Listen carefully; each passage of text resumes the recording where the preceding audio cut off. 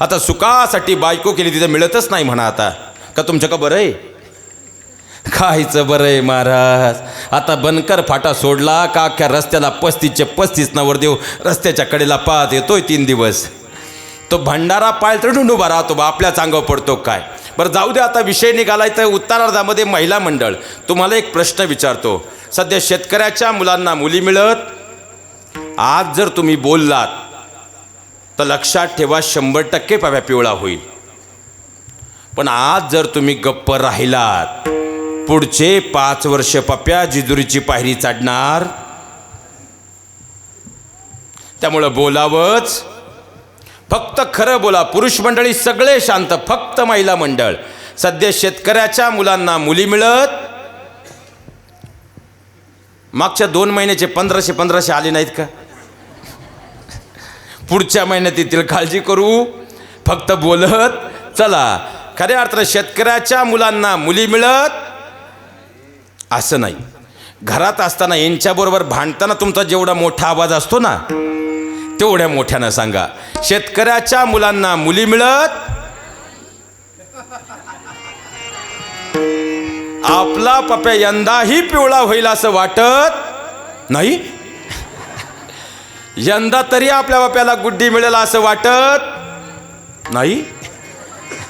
बरं जाऊ द्या महिला मंडळ. ज्यांना वाटतं महाराज शेतकऱ्याच्या मुलांची अवस्था वाईट आहे, शेतकऱ्याच्या मुलांना मुली मिळायलाच पाहिजेत, त्या सगळ्यांनी एकदा जोरदार टाळी वाजवा. दादा बरेच नवरदेव राहिले तुमच्या गावात. बरं महिला मंडळ, तुमची सगळ्यांची इच्छा आहे ना आता शेतकऱ्याच्या मुलांना मुली मिळायलाच. मग इथं बसलेली कोणती आई आज मला सांगेल महाराज आज माझे शेवटच्या दिवशी डोळे उघडले, आता मी बसल्या जागेवर शपथ घेते का यापुढं मी माझी गुड्डी शेतकऱ्याच्याच मुलाला देईल. फक्त तेवढ्याच आहे. आता बोटवर करा. काय लबाड दुनिया आहे महाराज. माझी गुड्डी फ्लॅटमध्ये गेली पाहिजे, पण माझ्या पप्याला गुड्डी मिळाली. बरं जाऊ द्या महिला मंडळ. तुम्हाला आता शेतकरी जावई चालत. तुम्हाला शेतकरी, तुमच्या लेकीला शेतकरी नवरा नको आहे. पुण्यात आमच्या ऑफिसच्या बाजूलाच IT पार्क आहे आणि यावर्षी ITचे जवळजवळ दादा माझे 90 ते 92 मित्र लग्नाचे आहेत, ज्यांचा पगार 90 ते 92 हजार, 11 साडे 11 लाख रुपये पॅकेज आहे. 500च्या स्टॅम्पवर गादीवर स्थान पण नाही, मी मध्यस्थी राहतो. फक्त त्यांची एकच अडचण आहे बाबा, त्यांना एकही गुंठा जमीन नाही. उद्या येऊ का सकाळचं बस घेऊन सावतानगरला? किती आहे आपली पोर देतील, बोटवर करा.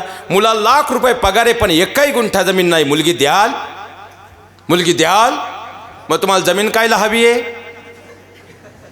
कारण तुम्हालाही माहिती आहे उद्या जर त्याची नोकरी गेली तर कमीत कमी ही काळी आई त्याला उपाशी मारणार.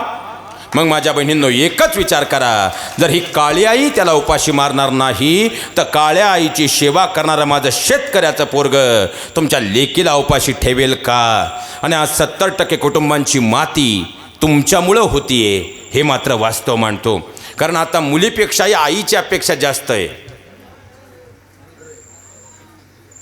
बरं तुम्हाला खऱ्या अर्थानं जर बारकाईनं पाहिलं, तुम्ही आता तुमच्या मुलीसाठी ATM कार्ड निवडताय. पार्टी सध्या आता इकडे आपल्याकडे जुन्नर तालुक्यात फॅड आहे, ओतूर पट्ट्यात आहेच आहे. कारण आम्ही आता खऱ्या अर्थानं कार्टी नीट पाहत, आम्ही पार्टी पाहतो पार्टी. पण जेवढी मोठी पार्टी लक्षात घ्या, सरळ आहेत का कार्टी हे पहिलं तपासून पहा.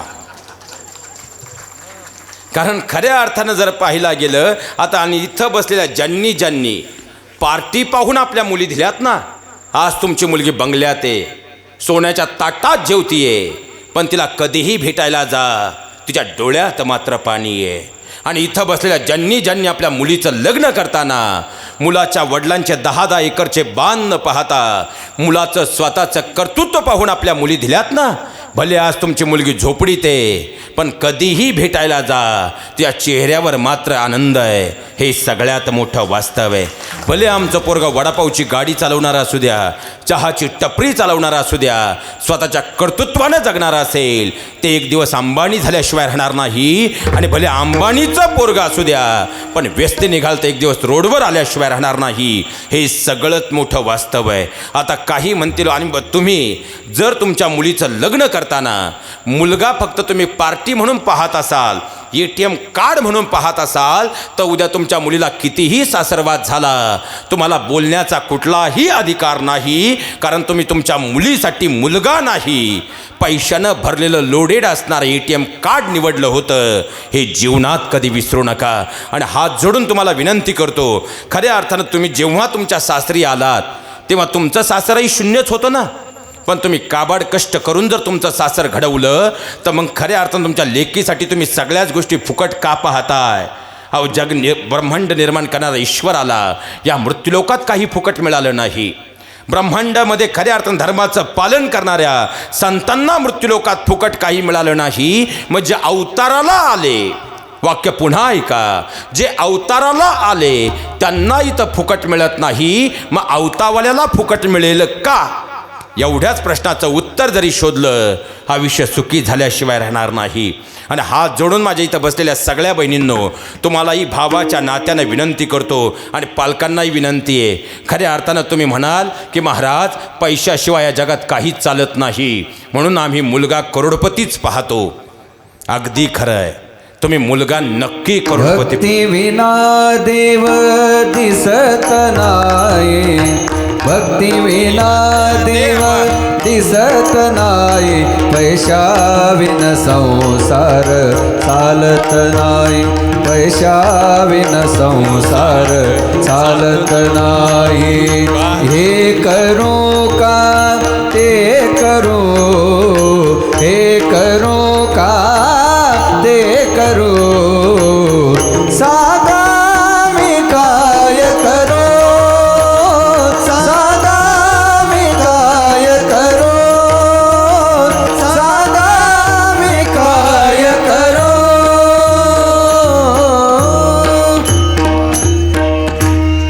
लक्षात घ्या महाराज, आता पैशाशिवाय जग चालत नाही. मग आता पालक म्हणतील, सांगा मी काय करू? हात जोडून तुम्हाला विनंती करतो, नवरा तुमच्या मुलीसाठी नक्की करोडपती पहा. मी सांगतो, कारण जगात पैशाशिवाय काही चालत, पण तो करोडपती पैशानं कधी पाहू नका. तो करोडपती ज्ञानानं आणि विचारानं पहा, तो करोडपती संस्कारानं पहा. कारण जर पैशानं ज्ञान कधीच मिळवता येत नाही, पण तो जर ज्ञानानं करोडपती असेल, तर तो पैशानंही अब्जाधीश झाल्याशिवाय राहणार नाही. हे सगळ्यात महत्त्वाक्य आहे. आणि सगळ्या बहिणींना तुम्हाला एक विनंती करतो, इथून पुढं मुलगा पाहताना पहिल्यांदा ही लव्ह मॅरेजची फॅड बंद करा. हात जोडून तुम्हाला विनंती करतो, क्षणिक प्रेमामध्ये आयुष्याची माती करू. तुमचे आईवडील तुमचे शत्रू. आणि तरुण पोरांना जर ह्या विषयी आम्ही बोलायला गेलो, तर बाबा अलीकडं मुलंच आपल्याला म्हणतात, महाराज शांत राहा, तुम्हाला प्रेम काय कळणार आहे आम्हाला.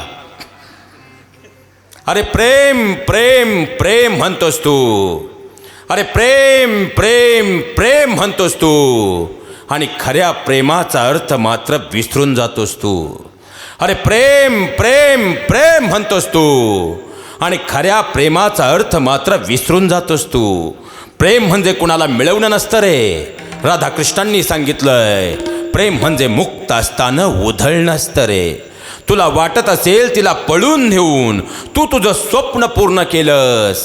अरे पण वेड्या, एका बापाचं कन्यादानाचं स्वप्न मात्र त्या बापापासून कायमचं हिरावून नेलंस. सांगणारे वेड्या, पळून जाऊन त्या प्रेमात नक्की तू काय मिळवलंस?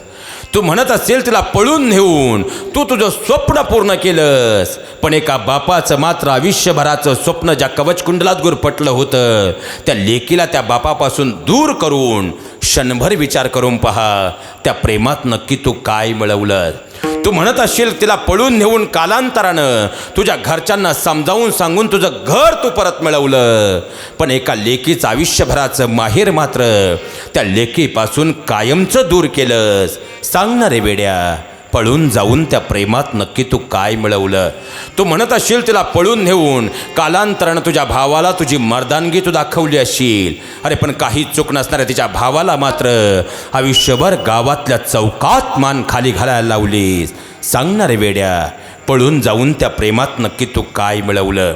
आपले आईवडील हे आपले शत्रू नाहीत, पण नको त्या वयामध्ये आकर्षणाच्या मोहजाळात अडकून आयुष्याची माती करू नका. जर तुम्ही योग्य मार्गावर असाल तर आईवडील शत्रू नाहीत, तेही समजून घेतल्याशिवाय राहणार नाहीत. पण त्या अगोदर स्वतःला घडवण्यावरती खऱ्या अर्थानं लक्ष केंद्रित करा. मोबाईलच्या क्षणिक मोहजाळामध्ये आयुष्याची माती करू नका. शिवरायांची खऱ्या अर्थानं शंभूराजांच्या हातात मोबाईल दिला असता तर एवढं मोठं कर्तृत्व निर्माण झालं असतं का? खऱ्या अर्थानं सावित्रीमाई आणि महात्मा फुलेंनी हातामध्ये मोबाईल घेतला असता एवढं मोठं कर्तृत्व निर्माण झालं असतं का? आणि डॉक्टर बाबासाहेब आंबेडकरांनी हातात मोबाईल घेतला असता राज्यघटनेचं फूल खऱ्या अर्थानं निर्माण झालं असतं का? विचार मात्र करावा लागेल.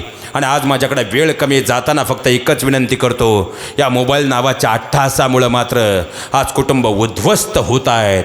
शोकांतिका आहे. ह्या विषयावर मी आज जास्त बोलणार नाही, पण एक हात जोडून विनंती करून जातो, ज्या दिवशी नवरा कोणतीही भीती मनात न आणता आपल्या मोबाईलचा पासवर्ड काढून आनंदानं 24 तासांसाठी आपला मोबाईल आपल्या बायकोकडं देण्याचं धाडस करेल, आणि ज्या दिवशी बायको कोणतीही भीती मनात न आणता आपल्या मोबाईलचा पासवर्ड काढून आनंदानं आपला मोबाईल आपल्या नवऱ्याकडं देण्याचं धाडस करेल, त्या दिवशी मोबाईलचा चांगला वापर आहे असं म्हणण्याचं या व्यासपीठावर मीही धारिष्ट करू शकेन.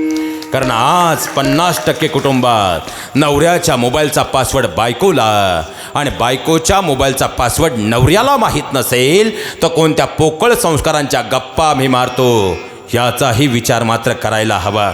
आज घराच्या बाहेर आनंदी दिसणारे चेहरे मोबाईल नावाच्या बकासुरामुळं चार भिंतीच्या आत मात्र अविश्वासानं पुरते ग्रासले गेले. जळजळी शोकांतिका आहे. आज खऱ्या अर्थानं जर पाहिला गेलं, माझ्या बहिणींनो, भावाच्या नात्यानं जाताना एक विनंती करून जातो. आज जशा कामाला जाणाऱ्या मुलांच्या टोळ्या आहेत महाराज, आज अशा रिकामटेकड्या मुलांच्या टोळ्या उभ्या राहिल्यात ज्या 24 तास ऑनलाईन राहून तुमच्या इंस्टाग्राम, फेसबुक, सोशल मीडियाच्या सगळ्या अकाउंटवरती, तुमच्या मेसेंजरवरती हाय हॅलोच्या रूपानं धडक्या घेण्याचा प्रयत्न करतात. आणि चुकून भावनेच्या भरामध्ये आपण आपल्या मोबाईलच्या मेसेंजरचं दार उघडलं तर सोन्यासारख्या प्रपंचाची माती व्हायला फार वेळ लागत नाही. ही वास्तवता आहे. आणि आज या मोबाईल नावाच्या बकासुरामुळं कुटुंबाची माती होती. शोकांतिका आहे.